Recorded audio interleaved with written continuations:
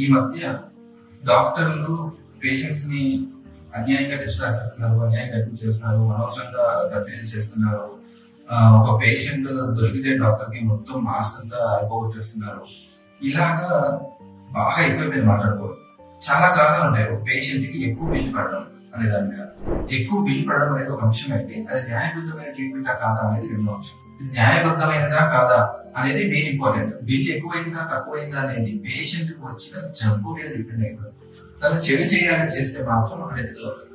లేకపోతే ఎక్స్పీరియన్స్ ఉండడం వల్ల ఏంటి అంటే ఎథికల్ గా ఆలోచించడం ఖర్చు తక్కువగా చేయొచ్చు. డబ్బులున్న పేషెంట్ దగ్గర ఏమో అది ఎథికల్ చేయగలదు, పర్వాలేదు అవుతుంది. డబ్బులు లేని పేషెంట్ దగ్గర ఇది అనవసరమైన ప్రాక్టీస్ అవుతుంది. సో పేషెంట్ డిపెండెన్సీని బట్టి కొన్ని బయాస్ అయిపోతూ ఉంటారు. పేషెంట్ మాట్లాడిన తీరును బట్టి, పేషెంట్ ఎంత అగ్రెషన్ తో ఉన్నాడు, ఆ పేషెంట్ రిలేటెడ్ ఫ్యాక్టర్స్ ఉంటాయి. వాటిని బట్టి కూడా మనం చేయాల్సిన ట్రీట్మెంట్ కన్నా ఒక్కొక్కసారి ఎక్కువ ఇన్వెస్టిగేషన్స్ చేయవచ్చు, ఎక్కువ మందులు పెట్టచ్చు, ఎక్కువ రోజులకు మందులు పెట్టచ్చు. ఇలాంటివన్నీ కూడా పేషెంట్ రిలేటెడ్ ఉంటాయి. సో ఒకటి డాక్టర్ రిలేటెడ్, ఎక్స్పీరియన్స్ రిలేటెడ్, రెండు పేషెంట్ రిలేటెడ్, మూడు హాస్పిటల్ రిలేటెడ్.